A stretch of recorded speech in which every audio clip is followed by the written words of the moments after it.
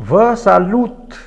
Înainte de a face consiliere pentru cuplu, așa cum am decis să fac în acest canal, o să spun câteva lucruri despre niște tulburări medii un pic mai complexe decât problemele de cuplu pe care vreau să le abordez și care țin de ceea ce am citit în urmă cu ceva timp, dar pentru care am studiat câțiva ani buni și experiența mea o pot împărtăși și altora. Păi,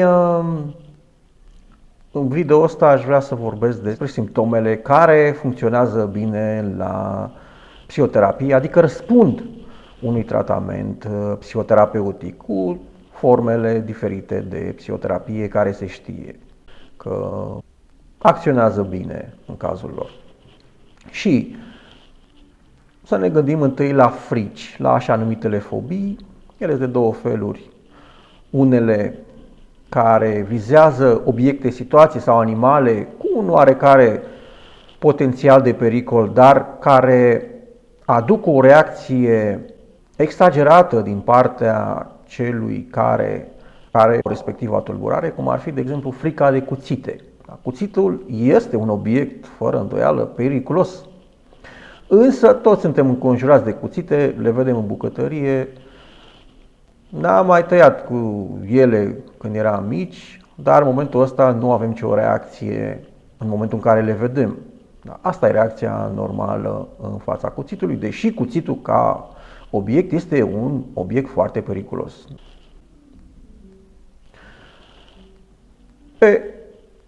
O astfel de frică e pe jumătate îndreptățită, pentru că el este un obiect periculos, însă nu aduce pericol de cele mai multe ori în viața noastră. Există, pe de altă parte, frici total nejustificate, cum ar fi, de exemplu, frica de copii, de bebeluși, care bebelușii nu pot să-ți facă absolut niciun rău, sau agorafobia, frica de spații largi, extinse, din aglomerările urbane.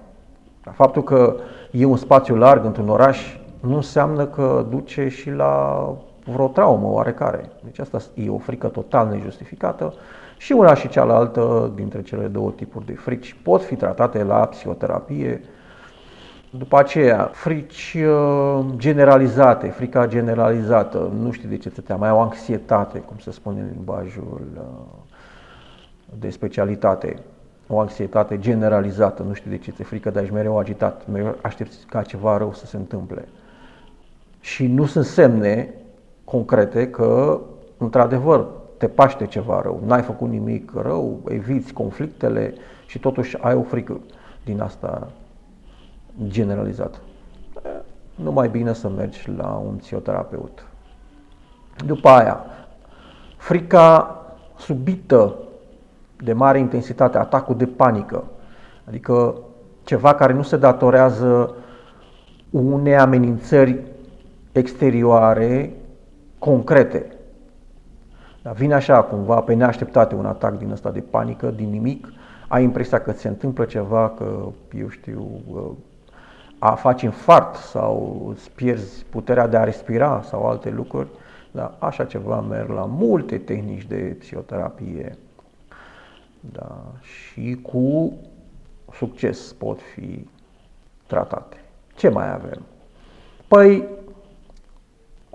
niște simptome foarte răspândite în zilele noastre sunt obsesiile ritualice. Da, nu poți să adormi noaptea până când nu verifici ușa de 10 ori cel puțin.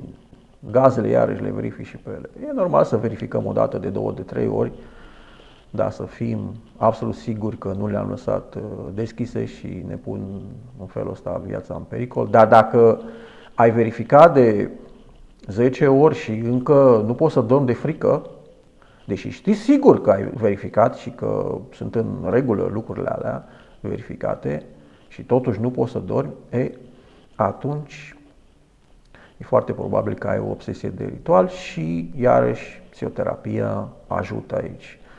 Ce mai poate să fie? Obsesia compulsivă a unor gânduri care îți intră cumva intruziv, parcă din afară, dar tot ale tale, să nu recunoști că sunt ale tale, îți intră în minte, n-ai vrea să le ai, dar tot îți intră așa cumva ciclic în minte de multe ori pe zi și te lupți cu ele, vrei să nu le ai, dar ele tot intră, până la urmă le controlezi așa cu forță, dar cu mare efort și cu o stare din asta neplăcută, o stare de încordare. Asta se cheamă obsesie compulsivă și iarăși funcționează la psihoterapie, răspunde bine la psihoterapie. Mai avem nevoia asta de a organiza într-un mod foarte fixist așa lucrurile și acest fapt cam enervează pe cei din anturaj, pe colegi.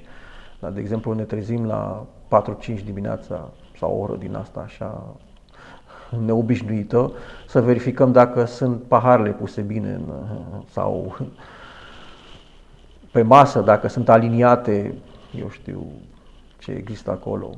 Și dacă e una care iese din rând, ne provoacă așa o stare de nemulțumire, ne certăm cu familia pe tema asta, așa ceva se cheamă astăzi. Se chema tulburarea anacanstă odată, acum se cheamă tulburarea obsesiv-compulsivă. Și ea se pretează pentru psihoterapie.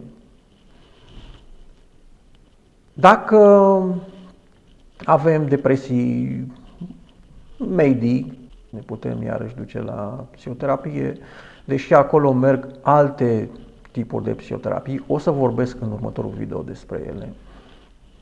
Nu merge, de exemplu, la psihoterapie o depresie majoră în cazul în care nu te mai duci la servici sau nu mai interacționezi cu cei din jurul tău, stai în camera ta, fără ca cineva să te fi jignit sau să te fi amenințat sau ceva de genul ăsta, dar dintr-o dată simți că nu mai vrei să mai mergi la locul de muncă și stai în camera ta câteva zile în care nu mai mănânci.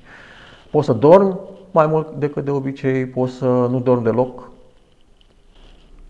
și lumea evident e foarte neagră, vezi foarte neagră și nu mai ai chef să mai reacționezi, să nu mai socializezi sau alte lucruri, fără să se fi întâmplat ceva, nu ți-a murit nimeni, nu ai pierdut nimic, nu te-ai despărțit de o persoană dragă sau ceva de genul ăsta, ăla poate să fie un caz de depresie majoră și dacă veți întâlni așa ceva, încercați să vă adunați și să mergeți la psihiatru, că asta e o problemă de psihiatrie, să rezolvă în felul ăsta. Partea bună este că de cele mai multe ori trece, în ghilimele, dar trece cu medicație, ar fi bine să folosim medicația. Trece și singur, dar mai greu și cu riscuri nu de a se întâmpla ceva efectiv în mintea ta decât de sinucidere, pur și simplu. Și atunci e mai bine să iei astfel de tratament.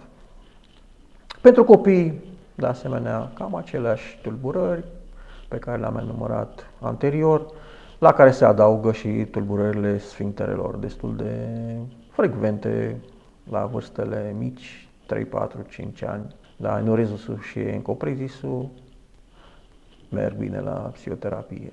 Cam astea sunt în mare, nu le pot enumera pe toate în momentul ăsta, că trebuie să stau cam o oră și na, lumea se mai și plictisește. Astea sunt în mare, deci cam așa ceva se pretează pentru psihoterapie. O să fac un alt video pentru a vedea ce tehnică ni se potrivește mai bine. Deocamdată atât, la revedere!